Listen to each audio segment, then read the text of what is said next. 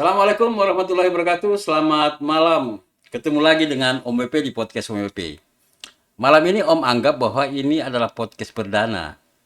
Sebenarnya bukan perdana, karena beberapa tahun yang lalu kita sudah mulai podcast. Hanya perdana di studio yang baru. Kebetulan yang memperawani podcast ini adalah seorang politisi dari PKS.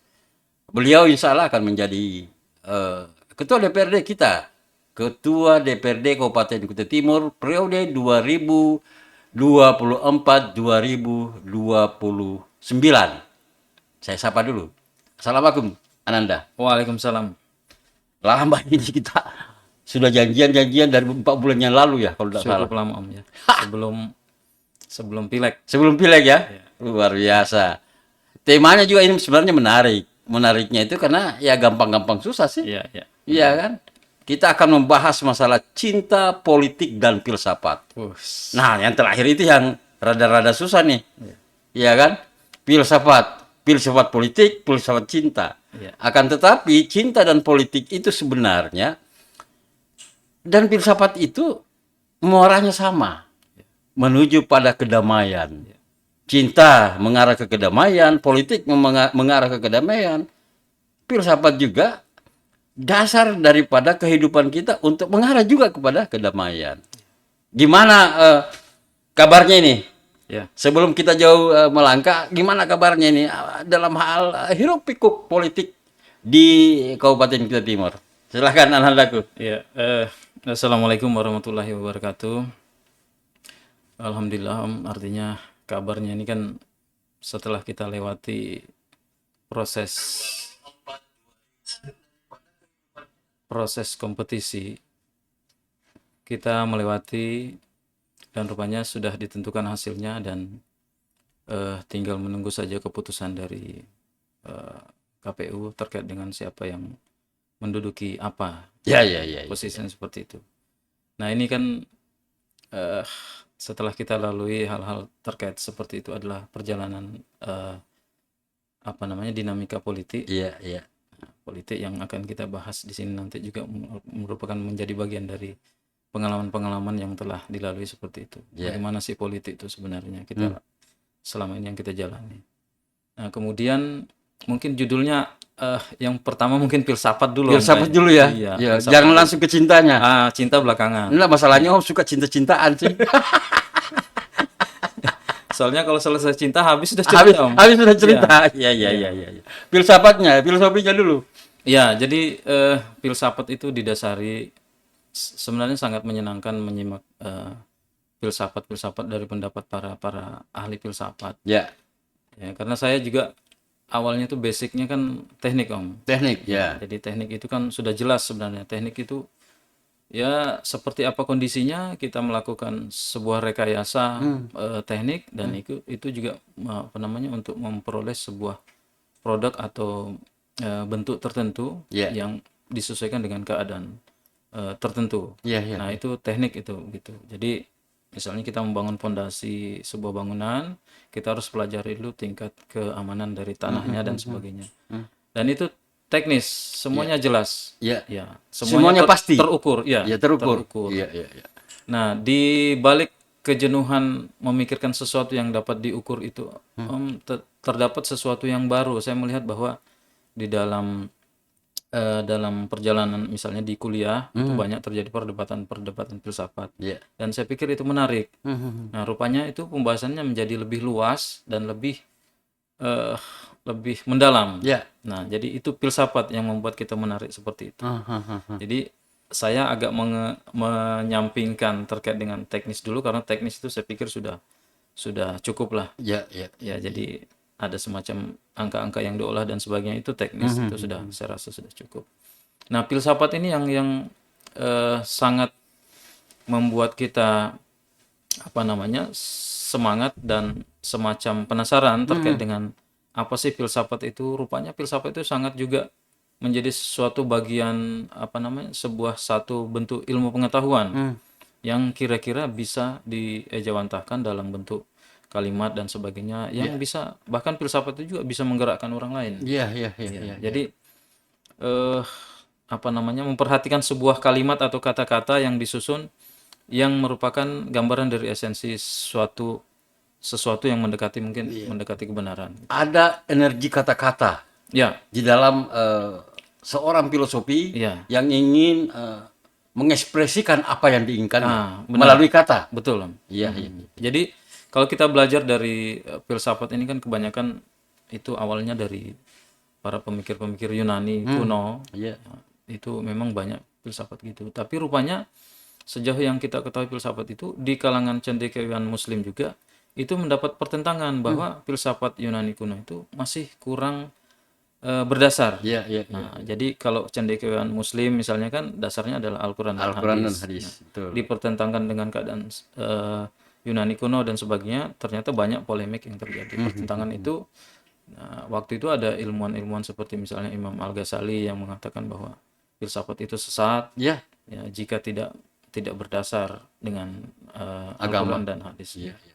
Nah, seperti itu. Jadi itu apa namanya, pemikiran terkait dengan mengamati sebuah filsafat itu menggiring kita ke agama jadinya, Om. Nah, jadi ini lebih menarik lagi nih. Iya, iya, Ya, iya, dari iya, sisi filsafat ke agama yang mendasari sebuah filsafat itu kan sebuah tantangan baru lagi menurut saya, karena ini penting sebenarnya. Nah, Iya, sehingga dengan agama ini sesuatu yang menunjukkan sebuah ilmu pengetahuan ke jalan yang benar, di agamalah itu tempatnya. Jadi ya otomatis kita harus mendalami lagi Iya. pelajaran tentang agama. Nah, jadi kita menggali dari hadis dan Al-Quran dan ilmuwan-ilmuwan Muslim itu. Itu saya kira memperkaya khasanah kita untuk bagaimana menyikapi kehidupan kita ini, Om, yang nanti menjadi bagian dari pembahasan politik. Iya, iya, iya, iya, iya. Nah, Iya. itu. Belajar filsafat ujungnya adalah mencari kebenaran. Ya, Dan mencari kebenaran itu sebenarnya sudah termaktub di dalam kitab-kitab suci. iya, Kalau seperti kita kan agama benar. Islam ya di Al-Quran dan hadis. Iya, Iya kan? betul. Nah, benarlah yang dikatakan oleh Imam Al-Ghazali tadi. Filsafat tanpa didasari oleh agama, Sesat. itu bisa sesat. Iya, betul. Ya kan? Bagaikan seorang musafir yang berjalan di tengah padang pasir. Iya, Ya kan? Dia hanya melihat fata morgana, seakan-akan sampai padahal tidak. Itulah filsafat yang tidak didasari oleh agama. betul. Jadi kemudian tadi kan ada hubungannya dengan teknik. Iya, iya, Karena latar belakang Ananda kan di teknik tuh. betul. Nah, kalau di teknik itu kan hitungan-hitungannya harus tepat. Iya, Jangan sampai ada 1 inci pun di dalam konstruksi sebuah bangunan itu meleset daripada apa yang telah dirumuskan. benar. Sehingga jika dia meleset, Iya, maka dia akan tumbang. iya. Nah, kalau kita hubungkan dengan politik gimana tuh? Ya. Politik ini kan untuk menjalaninya itu, Om. Itu kan kita di politik ini artinya cara meraih sebuah kekuasaan itu kan politik itu. Ya. Definisinya kurang lebih seperti itu. Nah, hanya saja cara-cara ini kan kita menghadapi manusia ini, Om, yang pada umumnya. Iya, betul. Manusialah yang memutuskan politik ini ke arah mana. Dan masyarakat awam pada umumnya. Ya. Nah, ini ketika menggiring sebuah pemikiran masyarakat itu, tentu kan kita harus punya dasar-dasar, Om. Dasar-dasar apa yang membuat masyarakat ingin bergerak, berubah dan atau ingin memperoleh tujuan tertentu. Nah, ini kita harus mempelajari psikologi masyarakat kita ini seperti apa. Politik itu ya mengolahnya seperti itu. Ya. Jadi ada cara gimana perjalanan misalnya pembangunan di daerah kita ini untuk memilih pemimpinnya harus dipilih oleh rakyat. Rakyatnya harus diberikan edukasi dulu terkait dengan seperti apa sih perjalanan politik yang benar itu seperti apa. Nah, Memberikan edukasi kepada masyarakat yang pernah Om katakan bahwa podcast ini kan salah satu bagian daripada bagaimana mencerdaskan logika politik masyarakat kita. iya, Jangan sampai logika masyarakat ini dipermainkan oleh hal-hal yang sebenarnya tidak boleh dilakukan dalam demokrasi kita. Akan tetapi frame demokrasi kita kan ini sangat menurun nih. iya, Menurut banyak pengamat. iya. Brutal katanya. Brutal. Iya. Ya mau bagaimana lagi? Kalau tidak melakukan hal serupa itu, kita tidak dipilih oleh masyarakat. Iya, iya. Nah, hal-hal seperti inilah yang sebenarnya yang seorang politisi harus lakukan bagaimana agar supaya hal-hal serupa itu tidak terjadi. Iya, iya. Nah, dibutuhkan sosialisasi yang terus-menerus, dibutuhkan edukasi yang terus-menerus kepada masyarakat kita agar betul-betul memilih pemimpinnya Iya, tidak berdasarkan berapa kau kasih saya. iya, iya. Ya, itu kan menyangkut bagaimana masa depan politik di daerah kita ini nanti, Om. Yang kita pikirkan regenerasi kita ini Ya, ke depan. Nah, kita tidak ingin bahwa masyarakat itu pragmatis itu hukumnya seperti itulah selamanya. Nah, kita ingin menampilkan bahwa pribadi-pribadi yang berkualitas itu layak untuk kita jadikan sebagai seorang pemimpin. pemimpin. Ya, pemimpin atau wakil dan sebagainya. Karena apa yang mereka hadapi itu memang multi apa ya, permasalahannya begitu banyak, itu kompleks itu Om. Permasalahan untuk bagaimana perjalanan daerah ini ke depan, tentu orang-orang yang punya pemikiran kompeten untuk bisa apa namanya, bisa mencari solusinya untuk bagaimana daerah kita ini Nah, apakah maju. dalam mengatasi persoalan ini ada bagian daripada ilmu filsafat yang bisa dimasukkan ke situ? Kalau menurut Benar. Ananda ini, Ya. Jadi filsafat ini kan tadi yang kita bahas tadi sebelumnya, bahwa filsafat itu kan mengandung sebuah kalimat yang bisa menggerakkan orang. Seperti apa sih sebenarnya orang ini harus bersikap. Nah, itu harus bisa terwakilkan. Kata-kata itu harus bisa terwakilkan pada pemikiran masyarakat bahwa mereka itu harus bergerak seperti ini. Karena menurut hadis Nabi yang mengatakan bahwa kata-kata itu mengandung sihir, Om. ya, Ya. Apakah kontekstual atau yang sebenarnya, ya saya pikir ini benar. ada benarnya. Iya. Memang benar bahwa memang semua orang selama ini kan bergerak berdasarkan komando ceritanya kalau di militer kan. Artinya apa perintah pimpinan itu yang dilaksanakan. Ya. Saya kira itu penting untuk kita bagaimana bisa menghadirkan seseorang yang kata-katanya bisa dipegang dan kata-katanya memang bisa untuk diwujudkan. Nah, ini kriteria seperti pemimpin ini lagi, kata-kata yang bisa dipegang itu biasanya orangnya kan nggak gampang berbohong nih. Iya, iya. Nggak gampang mengumbar kata-kata dengan mudah, janji-janji dan sebagainya. Nah, itu satu pemikiran bahwa memang yang dipegang itu kata-kata yang bisa dipertanggungjawabkan. Artinya latar belakang orang ini memang bukan pembohong dan sebagainya. Itu yang perlu kita cari, bagaimana di seseorang yang bisa menjadi pemimpin di daerah kita ini dasarnya seperti itu. Kata-kata adalah sihir. Banyak juga berpendapat bahwa kata-kata adalah doa. Iya, benar. Makanya jangan sembarang berkata-kata. Iya. Iya kan? Iya, Karena kata-kata itu punya energi yang luar biasa. benar. Jika dikaitkan dengan filsafat tadi, Iya. filsafat kata itu, Iya. ini berbahaya nih.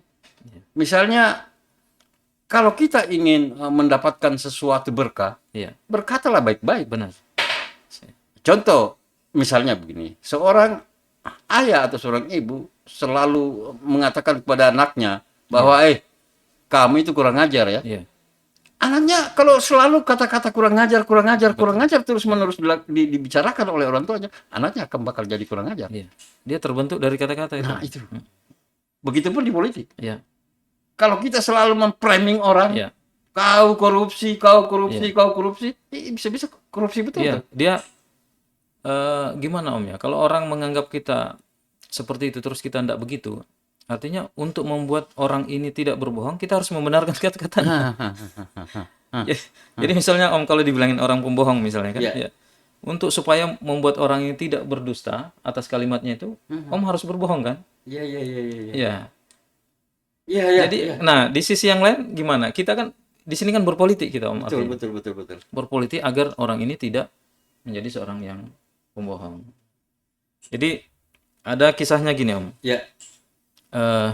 Ini sedikit bercerita tentang kisah di pesantren ya misalnya.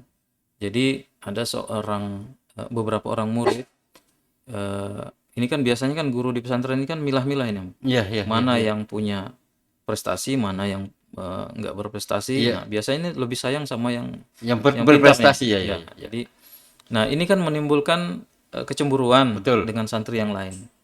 Santri yang lain itu cerita bahwa, oh dia begini mencari perhatian nih santri nih sama guru kan. Cari muka lah. Cari muka supaya supaya nanti bisa nikah dengan anaknya Kiai. Pak Kiai Iya, ini. iya, iya, iya, iya. Nah, itu sampai beritanya ke sama Pak Kiai ini. Iya, iya. Jadi akhirnya Pak Kiai ini punya keputusan bahwa ini memang harus dinikahkan dengan anaknya. Karena untuk mencegah fitnah tadi, kata-kata yang tersebar tadi. Iya, iya, Nah, dia tidak ingin santri yang sebagian besar ini berbohong. Makanya dia harus wujudkan apa yang mereka ucapkan itu. Untuk menghindari Semua jadi salah kan, semua jadi berdosa kan kita. iya, iya, iya. Ini kan bijaksana nih guru agama ini. Nah, jadi seperti itu kondisinya. Politik itu ada di situ. Di situ ada. Iya, Di situ politik iya, berada. iya. Cara untuk bagaimana semua ini tentram. Nggak ada yang berdosa, nggak ada yang memfitnah, nggak ada yang berbohong dan sebagainya. Nah, politik keadaannya kayak gitu tuh. Mampu mengatur sesuatu yang kacau balau di lapangan nih. Iya, iya, Jadi, iya. jadi memang orang yang memimpin itu harus punya ilmu kebijaksanaan terkait ini. Karena sulit kita hadapi manusia yang bermacam-macam tipikalnya, yaitu psikologi manusia itu. Itu yang paling penting. Tadi saya ada yang menarik tuh dari pernyataan Ananda Jimmy bahwa untuk menutupi kebohongan itu, akhirnya kita harus berbohong juga. Kita kan bukan niat berbohong tadi, Om. Bukan hanya berbohong. Artinya membuat dia tidak berbohong. Gitu. Membuat tidak berbohong, Iya. akhirnya kita balas dengan kebohongan. Nah, kita kan tidak berbohong, Om. Kita membuat mereka supaya menghindari kebohongan. Iya. Oh. Di situ kita mewujudkan apa yang mereka ucapkan. Iya. Tetapi kita kan dalam hati itu bukan sebagai niat bagaimana bisa korupsi untuk menikmati korupsinya ini ceritanya. Iya. Kita korupsi bukan untuk menikmati korupsi. Bukan. Ya.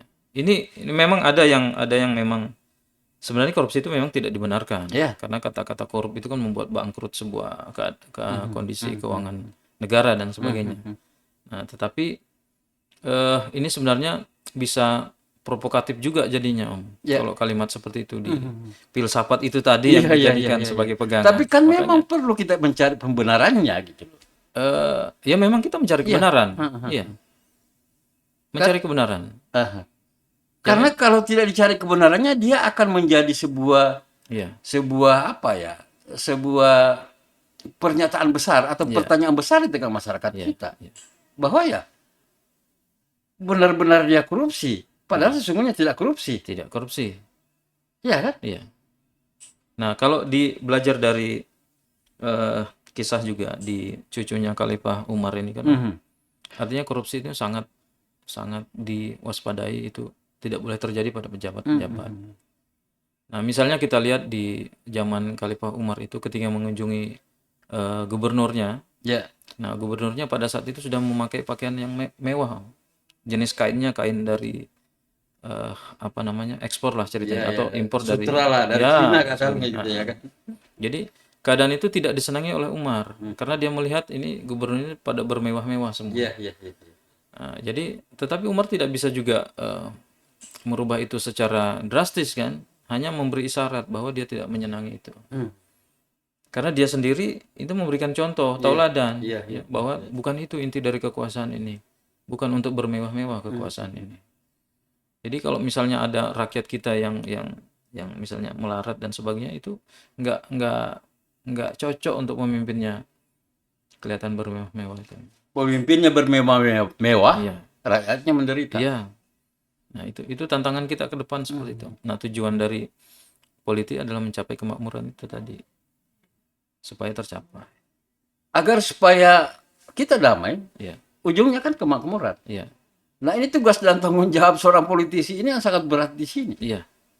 Bagaimana agar supaya apa yang dikatakan tadi itu, seorang pemimpin harus hidupnya sederhana. Iya kan? Kalau perlu anaknya kuliah tidak dibelikan mobil. Iya kan? Kan banyak juga tuh pemimpin tuh. Bupati, wakil bupati misalnya. Benar, kan? Kuliahnya di Makassar, dibelikan 2 sampai 3 mobil. Saya banyak dapat yang begitu. Saya bukan mengatakan bahwa Bupati Kutai Timur tidak membelikan mobil anaknya, karena saya tidak bisa membuktikan itu. Iya kan? Ataukah wakil Bupati Kutai Timur tidak membelikan mobil anaknya? Tidak seperti itu juga. Tapi mungkin ada daerah-daerah tertentu, pemimpin-pemimpin tertentu Iya. tidak membiasakan anaknya hidup bermewah-mewah karena anaknya bupati. Iya. Ya memang semua orang kan manusia ini diuji dengan beberapa bentuk ujian. Ada yang diuji dengan kemewahan, ada yang diuji dengan kemiskinan. Iya, iya, iya, Ya, iya. semua itu kan tergantung bagaimana rasa syukur kita melewati itu semua. Nah, saya kira ujian-ujian itu kan ya kalau kita memang mampu untuk melewati itu pasti akan memberikan hikmah yang memang membahagiakan kita dari sisi batin ini juga. Jadi kebahagiaan itu yang sebenarnya agak sulit kita dapat dari materi-materi yang mungkin mobil mewah dan sebagainya itu nggak bisa tercapai di batin ini. Tadi sebelum podcast ada yang lucu. Saya ngirim gambar saya di sebuah grup. Ya, Kebetulan grup itu ya katakanlah grup, akan tetapi kami hanya bertiga di dalamnya. Silakan minum. Saya kirim foto ke grup itu. Dia bilang sama saya, Om, yang mau tampil itu adalah calon ketua DPRD. calon Om. Calon ya, kan belum diresmikan, belum dilantik, Iya. masih calon kan? Iya. Itu. Kalau sudah dilantik sebagai ketua DPRD udah banyak. Harusnya Om pakai batik. Saya jawab, Iya. Pak Jimmy itu dari dulu pakainya biasa-biasa saja. Iya. Makanya tadi waktu muncul di sini, Iya. saya tidak kaget dengan penampilan seperti ini. Politisi seniman. Iya. Jadi saya bilang, jangan melihat dari sisi bajunya, ya kan? Tetapi lihat di balik itu. Iya. Ada ketulusan yang ingin disampaikan, diimplementasikan, atau digambarkan kepada masyarakat kita bahwa cukuplah yang lain-lain bisa berpakaian mewah, Iya. ya kan? Akan tetapi saya akan tampil dengan apa adanya sesuai dengan kebiasaan saya. Kan banyak juga tuh. Sebelum menjadi anggota DPRD, ya kan? Pakaiannya biasa-biasa saja. Menjadi anggota DPRD, nah itu yang banyak diteriakin masyarakat kita. Iya. Apa? Lewat mobilnya sudah lewat di samping kita, tapi masih tetap ditutup pintu apanya? Iya. Pintu jendela mobilnya. Tetapi ketika dia sudah tidak menjadi anggota DPRD, kembali yang biasa-biasa. Iya. Nah, kalau saya bilang Pak Jimmy ini ya dari dulu memang modelnya seperti itu. Nyamannya begitu Om. Nyaman begitu. Nyamannya lebih nyaman begitu. Atau mungkin itu terinspirasi dari apa yang Ananda katakan tadi, Iya. yang ceritakan terkait dengan Iya. kisah Sayyidina Umar tadi. Sayyidina Umar tadi. Jadi ada kisah lain juga nih Om, yang agak lucu nih. Ada namanya Nasruddin Hoja. Ini di kisah Arab juga. Iya, iya, iya, iya. Ya, Nasruddin Hoja itu ceritanya seorang hakim. Ya. Ketika dia masuk ke sebuah undangan, dia tidak berpakaian mewah, Om. Iya. Jadi, nah di saat itu di acara undangan ini kan resepsi ini ada makanan, banyak makanan. Jadi dia nggak bisa nikmati makanan itu. Iya, iya, iya. Dia dilarang masuk Om karena tidak memakai pakaian yang layak untuk sebuah pesta. Iya, iya. Jadi tidak ada baju kehormatan. Jadi dia kembali pulang ke rumahnya, ganti baju. Nah, ganti baju dengan baju yang kira-kira baju pejabat lah, Iya, mewah iya, lah ceritanya. iya, iya. Masuk di sebuah undangan, baru dia dipersilahkan untuk makan. Mhm. Nah, jadi yang dia lakukan itu dia ambil hidangan itu untuk dilemparkan ke bajunya nih Om. Nah, dia bilang makanlah makanan yang dihidangkan ini. Karena yang diundang ini Baju baju ini, bukan orangnya. luar biasa. Iya. Ya kan? Gambaran seorang pemimpin yang luar biasa sebenarnya dengan pakaian-pakaian seperti itu. Iya. Nah, itulah bukan pandangan, hampir sebagian besar masyarakat kita kan melihat seseorang itu dari kulitnya. Betul. Tidak melihat apa isi kepalanya. Iya. Iya kan? Dianggapnya, oh kalau dia pakai mentereng, Iya. oh itu hebat tuh orang tuh. Tapi kan belum tentu. Untuk persepsi orang lain mungkin kita nggak bisa mengubah itu. Iya, Ya, betul. artinya ini untuk diri kita sendiri aja. Seperti nyamannya ya begitu ya begitu. Begitu. Mm-mm. Dari dulu. Setiap saya ke DPR juga begitu aja tuh pakaiannya tuh. Iya kan? Kayak guru sekolah. Saya teringat Ada teman saya guru SD itu. Kalau saya ke DPRD Kabupaten Ketiwa, saya lihat Pak Jimmy Iya. dengan tasnya itu. Iya. Ini kepala sekolah atau anggota DPRD ini? Mungkin guru Umar Bakri kan?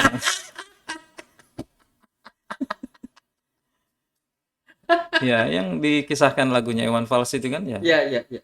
guru Umar Bakri yang kira-kira tunjangannya tidak mencukupi untuk Iya, iya. kehidupannya lebih sejahtera lagi. Nah, tadi kita sudah menyinggung sedikit terkait dengan filsafat. Nah, kemudian terkait dengan politik. Iya, Iya kan, hubungannya filsafat dengan politik. Ya kita tidak bisa menyimpulkan, biarlah penonton nanti kita menyimpulkan bagaimana sebenarnya. Kita masuk ke cinta. wah ini luar biasa nih. Iya. Saya kira Om lebih banyak lagi bercerita tentang cinta daripada saya nih. Ya saya bersyukur bahwa saya diberi umur panjang oleh Tuhan dan sudah merasakan nikmatnya hidup tua. Iya, Nah kadang anak-anak muda sekarang ini kan, iya, wah, meremehkan orang-orang tua. betul. Dia belum tahu, Belum tahu. belum tentu kamu bisa menikmati hidup ketika kamu berusia seperti Om ini. Betul, Om. Iya kan? Nah itu. Nah, cinta. Iya, Cinta dan politik. Apa relevansinya sih sebenarnya? iya. Ya, jadi kalau berdasarkan kepada kalimat hadis Nabi itu, Om, bahwa mengatakan bahwa tidak sempurna iman seseorang yang tidak mencintai saudaranya sebagaimana dia mencintai dirinya sendiri. Ya. Itu yang mengacu bahwa cinta itu memang wajib untuk kita semua. Artinya cinta, gambaran cinta bukan cinta monyet ya. Iya. Macam-macam cinta asmara anak-anak muda itu. Iya. Bukan begitu Iya, sebenarnya. iya. Cinta itu kan luas. Iya, Lebih luas daripada samudra. betul. Cinta tak berujung. Iya. Iya kan? Yang menyatukan perbedaan itu cinta. Cinta. Iya. Iya. Yang bisa menyatukan seorang warga Rusia dengan warga Indonesia, Iya. itu cinta. Iya, benar. Dan itu banyak terjadi perkawinan silang antara sebuah negara karena sebuah cinta. Iya. Karena cinta, bukan sebuah cinta, karena cinta. Nah, di politik. Politik tentu hubungannya dengan kekuasaan. Iya. Kekuasaan tanpa dilandasi cinta, ya kembali seperti tadi. Iya, Bahwa akan sia-sia kekuasaan ini. benar. Kita yang bermewah-mewah, rakyat yang menderita. Kalau pandangan Ananda yang sudah 2 periode menjadi anggota DPR dan insya Allah nanti menjadi ketua DPRD, bagaimana merumuskan cinta ini agar supaya rakyat mencintai Ananda sebagai salah satu pimpinan di Kabupaten Kutai Timur. Iya. Jadi memang resiko cinta itu bertepuk sebelah tangan, Om. Ya, kadang-kadang Gini ya? iya. kita mencintai seseorang tapi dia belum tentu mencintai kita. Nah, ini kan perlu proses panjang. Nanti setelah orang itu akan terasa bahwa dia mencintai seseorang itu biasanya setelah orang itu nggak ada baru ketahuan kalau dia mencintai seseorang. Iya. Tapi di luar daripada itu kan memang ya artinya ada yang namanya juga sesuatu yang harus disembunyikan. Karena cinta ini kan nggak bisa sembarangan untuk diungkapkan seperti itu. Karena kita punya tanggung jawab ketika mengatakan bahwa kita mencintai sesuatu atau kita mencintai orang lain. Nah, karena seperti kalimat daripada Imam Al-Ghazali itu pernah bilang begini. Kalau misalnya engkau ditanya apakah engkau mencintai Allah, maka sebaiknya kamu diam. Karena kalau kamu menjawab tidak, kamu durhaka. Kalau kamu menjawab iya, kamu berbohong. Nah, jadi cinta itu seperti itu. Ada sesuatu yang harus disembunyikan karena ini tidak apa yang namanya, tidak relevan untuk orang terima. Tidak perlu dibahasakan dengan kata. Iya, benar. Karena nggak sampai kata-kata itu untuk mengukirkan cinta itu sebenarnya. Begitu luasnya cinta itu. Iya. Makanya Om tadi bilang lebih luas daripada samudra. Iya, benar. Nah, yang mendasari orang terkadang hubungannya cinta dengan seseorang itu orang-orang yang masuk ke dalam cinta itu biasanya orang-orang gila, Om. Majnun. Iya. Betul. Iya. Iya. Karena kegilaan itu di luar daripada normalnya orang berpikir kegilaannya dia. Karena mabuk cintanya tadi. Iya. Nah, jadi kalau kita misalnya apa ya, banyak sih kisah-kisah yang lain yang apa namanya, cinta itu membuat orang jadi berbeda dengan orang lain. Ya contohnya Laila Majnun itu kan, Iya, iya. tapi itu cinta asmara. Cinta asmara. Jadi kalau ini kan, kenapa orang harus apa namanya, bergelut di politik dengan jalan yang susah, rintang sebagian, dengan tujuannya adalah bagaimana mengaplikasikan cinta itu. Dan itu memang, bayangkan Om, di politik ini kan tingkat keberhasilannya hanya berapa ya? Di antara misalnya dapil 1 nih, di antara 180 caleg kalau tidak salah itu. Hanya 11 ya. Hanya 11 yang cocok, Iya, yang lolos. Dan itu kan orang-orang yang masuk di situ kan orang yang penuh pengorbanan nih, habis duit, habis waktu, tenaga, pikiran dan sebagainya. Keluarga dikesampingkan sedikit dan sebagainya. Nah, itu kan peluang apa, orang-orang apa yang kira-kira mau masuki peluang itu, yang peluangnya hanya berapa persen itu? Di bawah, Di bawah 10%. iya, 8%. di bawah 5%. Iya, Mungkin. iya, iya. Jadi itu kan hanya orang-orang gila yang mau masuk arena seperti itu. Benar. Iya. Mau mengorbankan waktunya, mengorbankan hartanya, Iya. mengorbankan pikirannya Iya. agar bisa duduk di DPR. Iya. Dan tujuannya juga pada ujung-ujungnya kan untuk bagaimana melayani rakyat ini. Iya, iya. Nah, itu orang yang masuk di situ kan orang gila. Gila karena cinta terhadap, sebenarnya terhadap rakyat ini. Om. Iya, iya. Bukan gila karena kedudukan. Bukan. Iya. Bukan, karena kedudukan ini kan apa ya? Biasa-biasa aja sih sebenarnya. Iya, iya, iya. Kalau sudah di dalam itu juga kedudukan itu biasa-biasa aja. Hanya orang lihat dari luar, DPR itu wah luar biasa nih. Iya. Padahal ketika di dalam biasa-biasa. Biasa-biasa aja. Iya, enggak ada yang luar biasa. Iya, iya, iya. Yang luar biasa itu kalau sudah bagaimana bisa melayani rakyat dengan baik dan mengakhiri masa periodenya dengan ya tidak ada kalimat yang mengecewakan lah bagi rakyat ini. Melayani rakyat dengan baik. Iya. Sama halnya dengan mengimplementasikan cinta Iya, di benar. dalam politik itu. Betul. Jadi tujuannya kan itu, kita bagaimana melihat bagaimana mau melihat daerah ini seperti apa ke depannya kan, itu pikiran-pikiran kita terkait dengan bagaimana kita punya perhatian terhadap orang lain nih di daerah kita sendiri. Iya, Nah, iya. saya rasa itu bagian dari cinta itu. Nah, tapi ini masih panjang waktunya. Oh, panjang. Jadi ada Saya kisah kasih lagi. waktu 3 jam. Jadi cinta ini, Om, definisinya gambaran cinta itu, saya pernah baca buku karangan Dr. Ali Saryati, itu Ya. filosof Iran. Iran ya. Waktu itu dia mengatakan bahwa dia menceritakan gambaran tentang cinta itu, suatu waktu dia bercerita tentang seorang filosof. Jadi seorang filosof yang bernama Nietzsche Ya. itu melihat sebuah kejadian di depan matanya. Dia melihat petani itu sedang membawa apa namanya, kereta kuda itu, Iya, iya. bawa kereta dengan barang di belakangnya itu. Ya, orang di kampung kita yang namanya bendi lah. Ya, bendi. Iya, Nah, bendi. Tapi ini bendi untuk muatan, Iya. muatan apa? Hasil pertanian. Seperti dokar itu ya. Ya, jadi memuat muatan di belakangnya, muat gandum dan sebagainya. Muatannya berat. Nah, petani ini memerintahkan kudanya untuk berjalan melewati jalan-jalan yang rusak itu. Kalau kisahnya zaman dulu itu kan tahun 70-an itu kan rodanya masih apa ya? Masih belum karet ban gitu Iya, ya. iya, Nah, iya. Masih Masih kayu. Ya. Nah, petani ini kan kejadian ini disaksikan oleh filosof tadi. Iya. Filosof melihat bahwa petani itu sedang membawa kuda dengan petani membawa barang yang memerintahkan kudanya. Dan rupanya roda dari kereta ini terperosok sebelah, terperosok ke lubang yang dalam. Nah, dia memaksa untuk kudanya terus menarik itu barangnya supaya keretanya bisa naik. Rupanya berulang kali tidak bisa naik nih, karena terlalu berat muatan ini. Jadi petani itu mencambuk kuda itu tadi. Jadi kuda dicambuk, dipaksa jalan, ternyata kuda itu berupaya semaksimal mungkin jalan. Rupanya kudanya ini nggak kuat. Iya. Nah, sampai akhirnya kakinya patah, Om. Iya. Salah satu dari kaki kuda ini patah karena tidak mampu memikul itu. Iya. Nah, jadi pada saat dia cambuk itu, ini sang filosof ini tergerak untuk menghalangi Si petani ini. petani ini terus mencambuk binatangnya, mencambuk kudanya nih. Iya.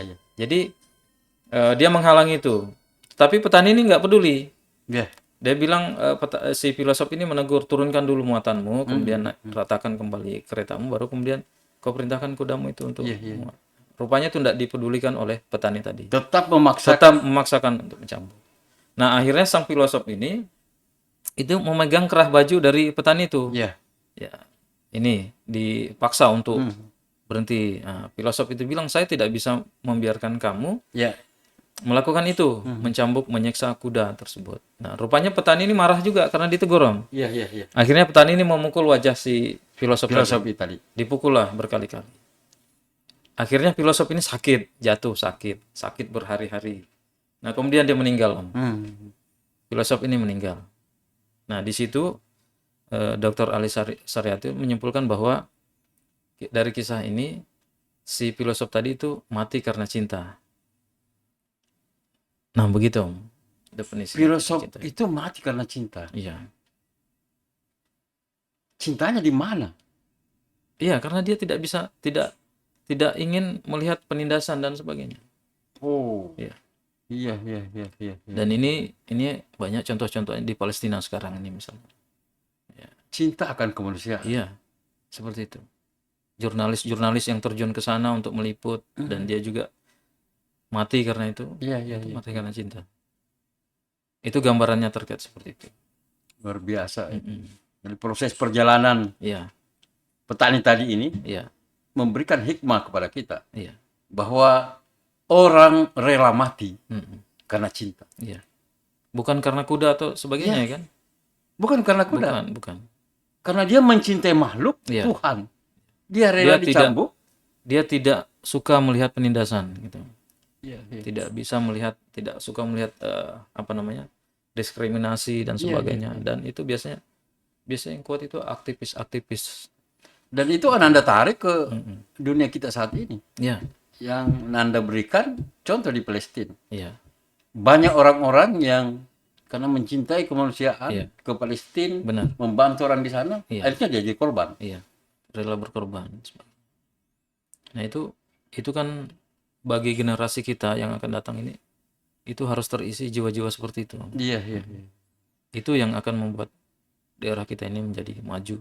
Kita harus mengisi orang-orang generasi seperti itu. Generasi muda Kutim harus penuh dengan cinta. Iya. Bukan cinta hubungan antara perempuan Bukan, dan laki-laki. Cinta asmara itu kan ada selingan dari nafsu juga. Iya, iya, iya. Tetapi cinta kemanusiaan. Iya. Cinta keadilan. Iya. Tidak cinta kepada kesewenang-wenangan. Benar. Tidak cinta kepada orang yang selalu membuat framing. Iya.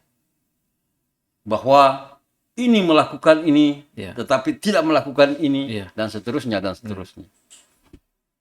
Itu yang banyak terjadi, saya bilang. Iya. Apakah mungkin mereka tidak punya rasa cinta? Atau mungkin cinta dia kemudian dimasukkan ke dalam dunia politik Iya. untuk melakukan pembohongan, Iya. melakukan hoax, Iya. melakukan framing.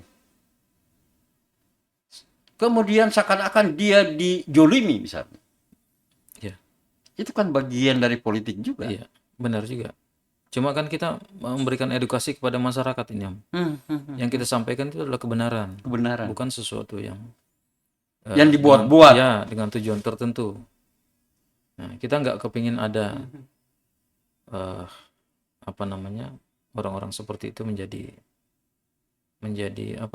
tujuannya pada akhirnya kan masyarakat tidak mencapai tujuannya yang utama. Iya.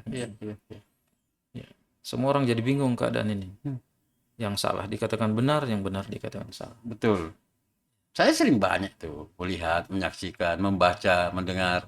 Hanya saya pikir ya mungkin itu adalah bagian daripada strategi politik dia agar supaya menumbuhkan cinta rakyat. Benar. Akan tetapi itulah kembali persoalan filsafat tadi. Iya. Apa yang kamu katakan Iya. itu bisa menjadi doa. Betul. Dan kamu menyatakan dirimu dijolimi, betul-betul kamu dijolimi. Itu kan hari-hari yang kamu ngomongkan. Saya terjolimi, betul-betul kamu dijolimi. Iya. Tapi bukan lawan kamu yang menjolimi kamu, tapi mungkin ada pihak lain.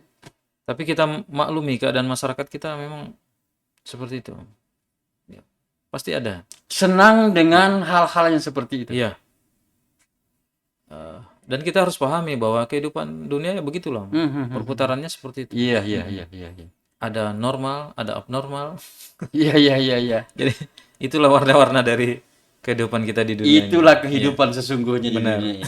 Nah, di sini dibutuhkan seorang pemimpin yang bisa menampilkan dirinya apa adanya, akan tetapi memberikan edukasi kepada rakyatnya.